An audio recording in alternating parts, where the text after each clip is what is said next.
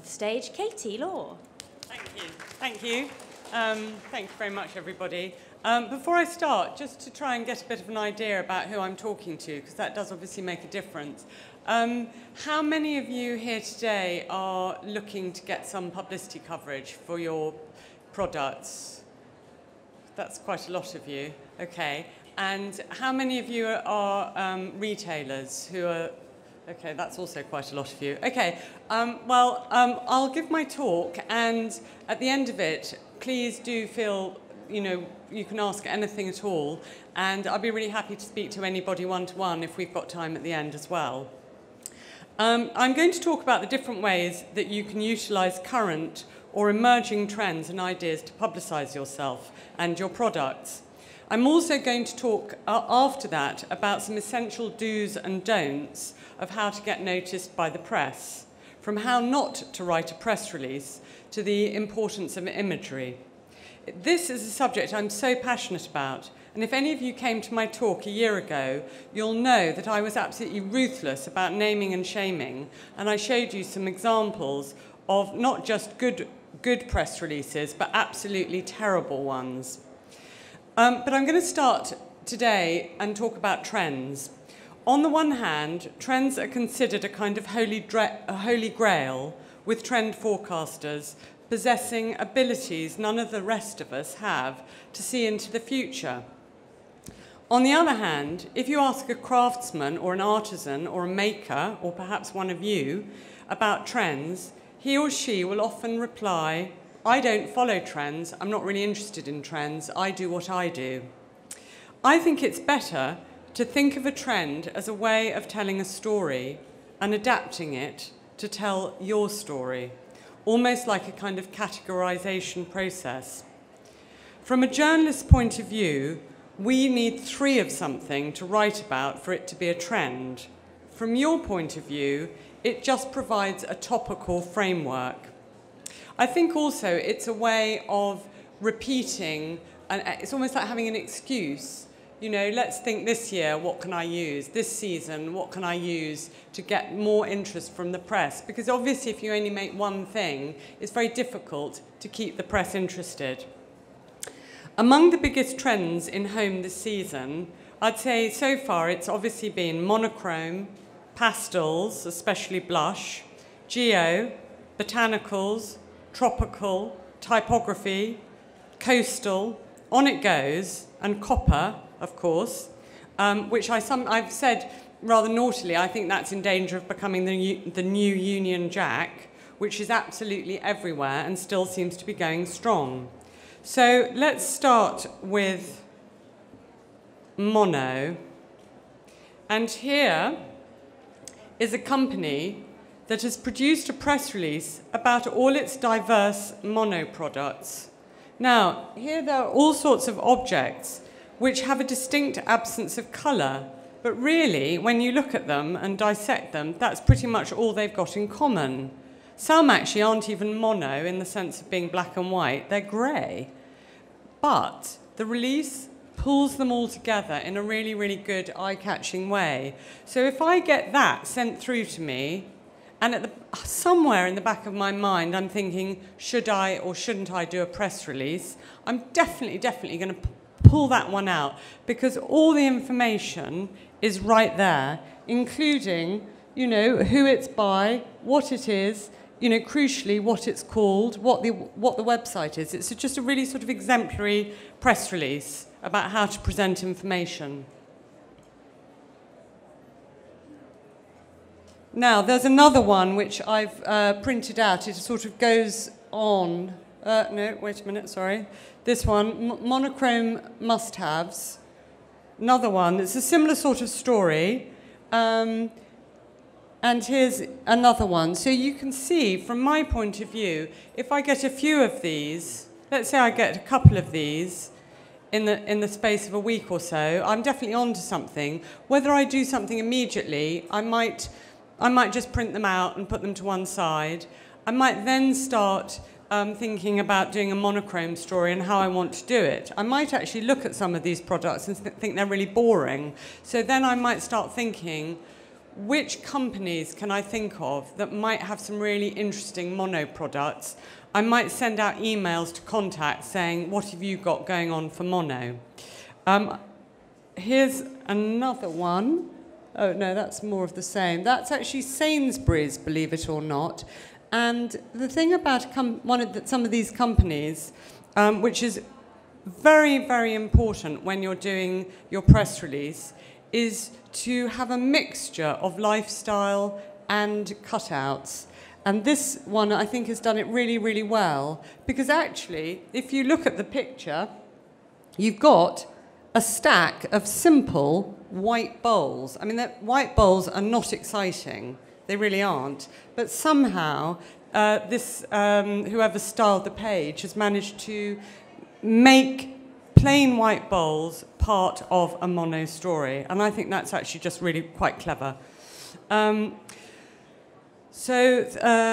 one more, I think, on the monos. That's more Sainsbury's there. You see exactly the same. It's just really cleverly, nicely, attractively, simply done, with some quotes, all the information you need. And here's one from good old M&S. Very simple. And if you like, you could say they're sort of cashing in on it, but they're just taking one range and there's a story. So you can see that if I've got those press releases up my sleeve, I've sort of instantly got something to write about.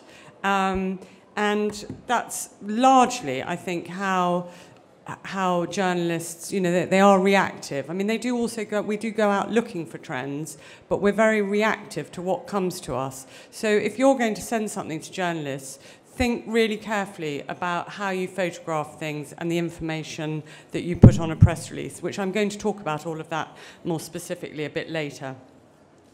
Oh,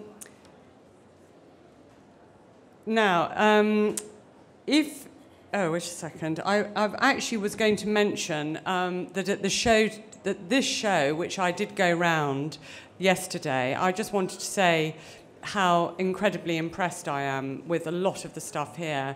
And I did write a blog, which is up for the Pulse blog, about the mono trend. And I think specifically because the pictures had been sent in, I mentioned Castara's Tudor tableware, Old English prints with maps and prints, and a farmer's daughter, which had done some very nice animal placemats.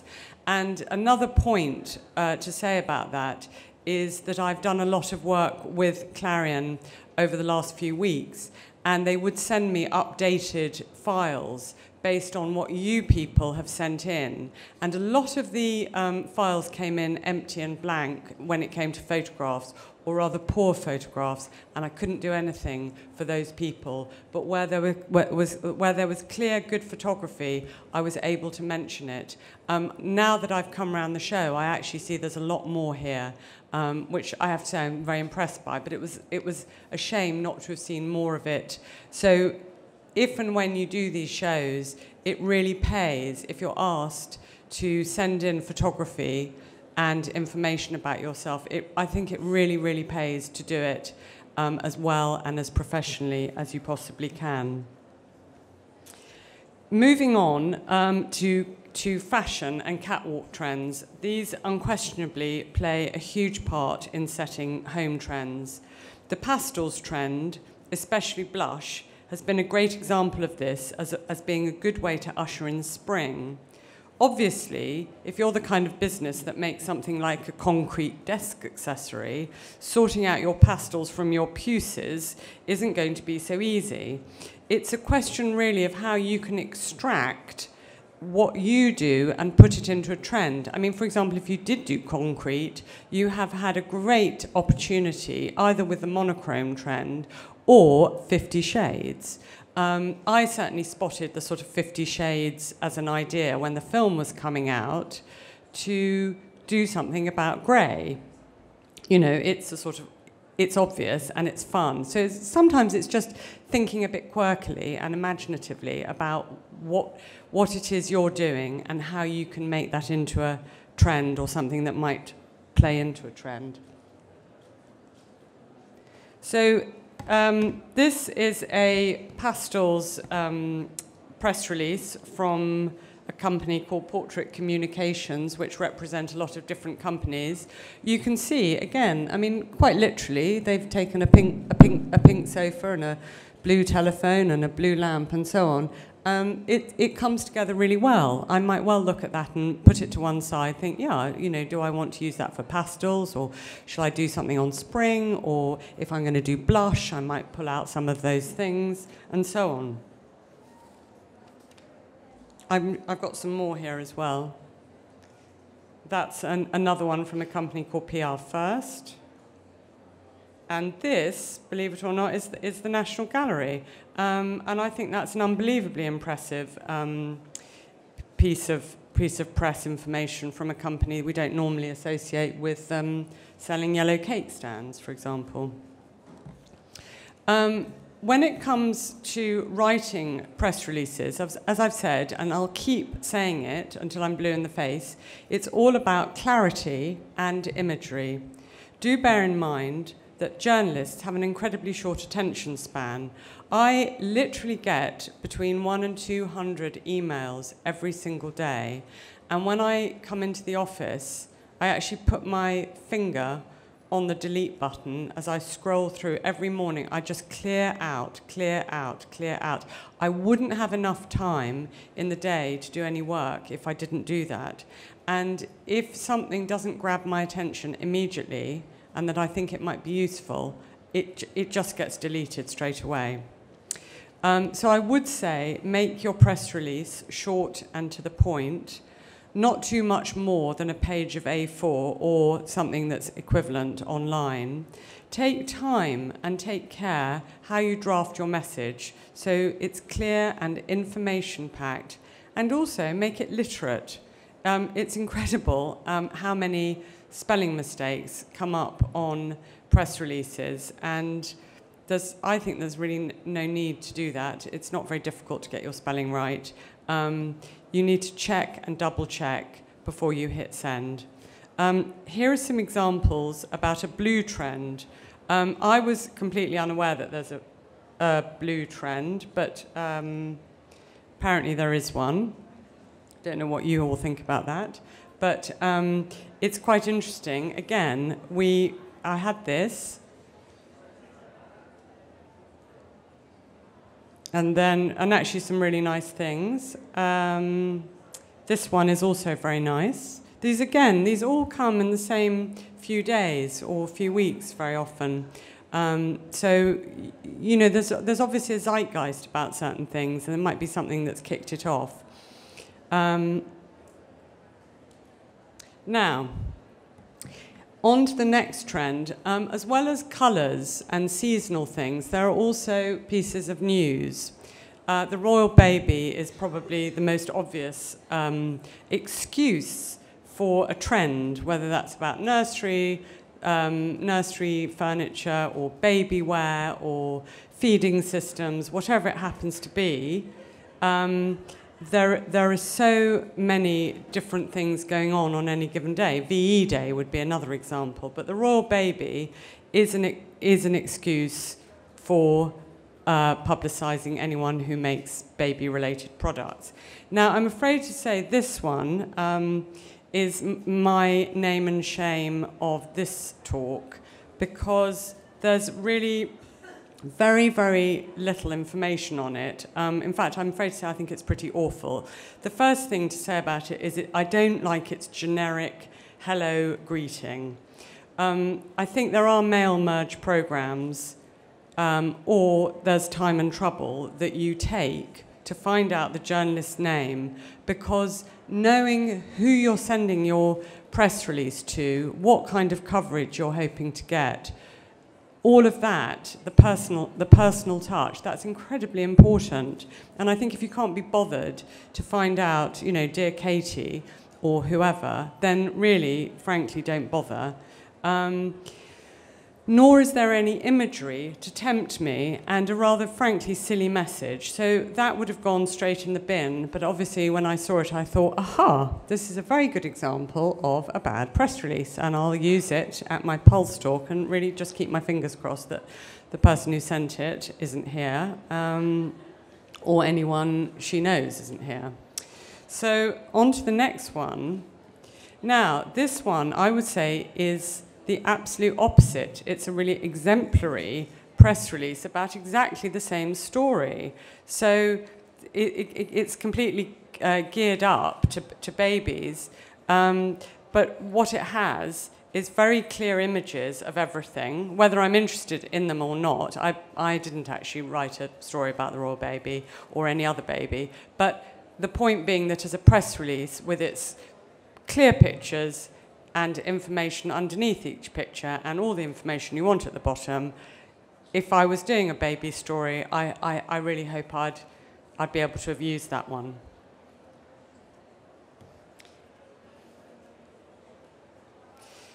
Now, this one is from Laura Ashley, and this is actually the, it's another example of harnessing a topical moment in the year, which is the Chelsea Flower Show. So it's just taken some floral products, but geared it to the Chelsea Flower Show, because very often newspapers will harness these moments, and I think it's well worth looking through the diary in the year ahead. You know, what are the key times of year? What are the key events? You know, obviously the Olympics was a massive opportunity for many different kinds of publicity, but it depends what kind of products you're making. So I hope you'll have seen by now that the good imagery is everything. Really do spend the money and get your product photographed professionally, unless you're a real dab hand yourself. And do get a mix, as I said, of cutout and lifestyle images. Obviously, it depends what kind of designer you are, what things you make, and what you're looking for. And I would say that's also true for retailers, is you want to tempt people to come to your shop. And I think we all know now that consumers are very led by aspirational imagery, and they love a room set. They love to imagine how it might look. There are objects, for example, lamps, cushions, textiles, ceramics. All these things can really, they can look a bit dead on their own, you know, e.g. the stack of white bowls from Sainsbury's, but they're really brought to life with a little bit of styling. And they don't have to be huge, complex room sets. They can be, I call them cameo lifestyles. They can be a table with some fresh flowers and a book and a little object and whatever it is that you're wanting to promote. Just a nice, good, colourful shot. Also, do get decent colour photos of yourself taken. Particularly, this is really true for designers and makers. Preferably working in your studio, wearing something colourful, doing what you do, you know, whether that's watercolours or carving or designing or something. It's amazing how many people don't do that and miss the opportunity to have a story or a profile written about them. People themselves, you people sitting here in front of me, you are stories, you are trends. There is a real palpable trend for products with a story behind them. You know, the mill that was rescued and put back into production. I came here yesterday and I awarded a prize. I was asked to do best product of this show, and it was awarded to a woman called Rachel Le Mesurier. I don't know if she's here, but her story that she explained to me about designing her tableware, she went to the potteries in Stoke-on-Trent and she met the women who used transfer techniques to put their patterns onto the bone china before it's fired. And then she came up with some beautiful designs of her own. And so she used these women's skills, very long-standing skills, to make a completely modern and sophisticated product. And it was such a great story that was the thing that somehow really moved me, and I thought, this is a great, clean, clear product. It is what it is, but it has such a great story. So if you have a story of any kind, how you started, maybe, you know, the mum with children who had to give up the day job and started designing at the kitchen table, whatever it happens to be, do think about that and think about how you can use that to harness extra publicity. Again, last year I talked about this. Melyn Tregwint, the company that makes beautiful woolen blankets and woven woolen products in Wales, the owner of it, Effan Griffiths, he's called, told me that he went to New York and he saw a pile of very, very expensive Welsh blankets, and there was a massive price tag on them, and there was a whole explanation of how these were heritage, artisanal, authentic, you know, taken from vintage looms in Wales. And he thought, hang on a minute, I'm really missing a trick here, because you know, that's really what we do. But he hadn't thought before he saw that there was value and a story in the history of the mill that he in fact, his grandfather had bought the mill at an auction to stop it going bankrupt 100 years earlier. And now, if you look at the Melyn Tregwint website, you'll see there's a whole story there, and that's a very valuable part of the marketing process. Do target your audience.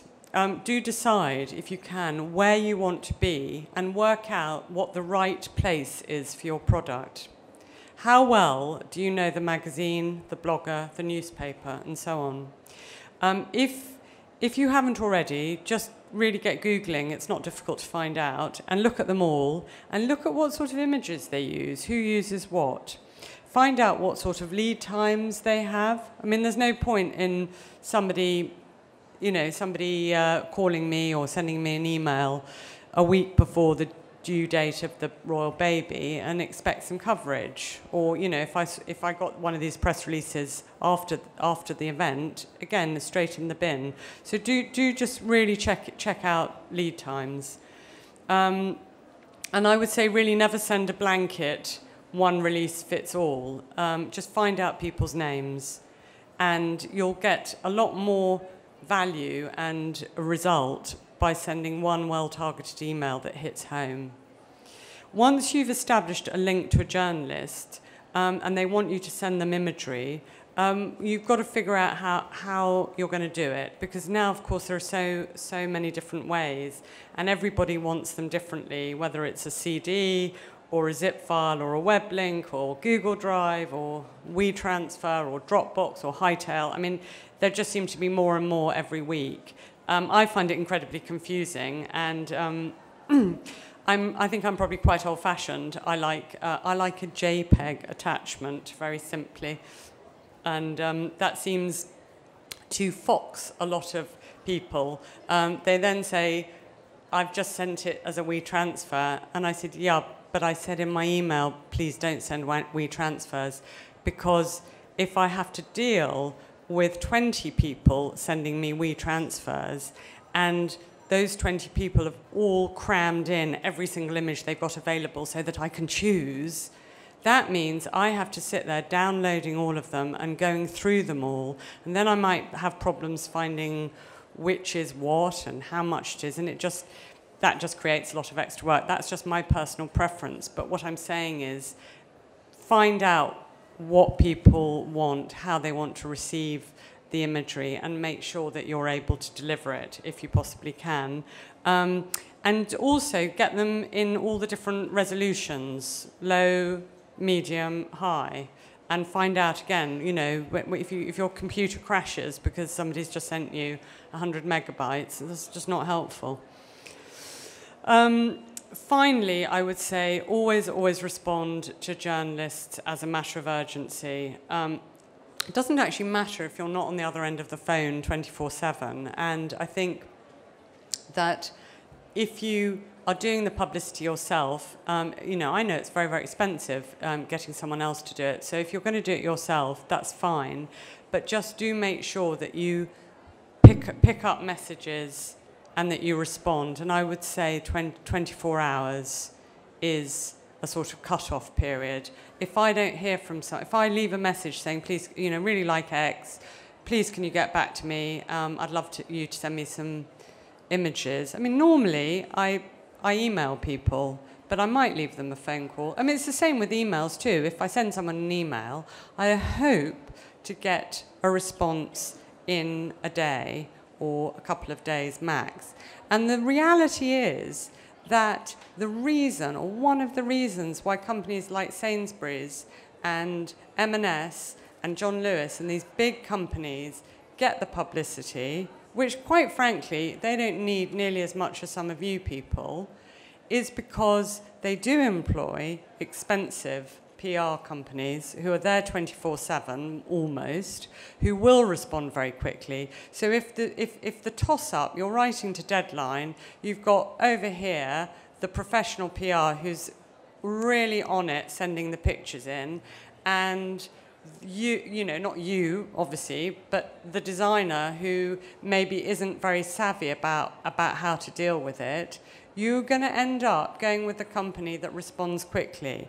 And I really would much prefer to give the smaller company that's starting out a leg up, and it makes much, much more difference if they get featured in a paper, because the chances are they'll get picked up by other papers. You know, in some senses, I mean, it's not quite fair to say this, but in some senses, the big companies don't really need the publicity quite as much.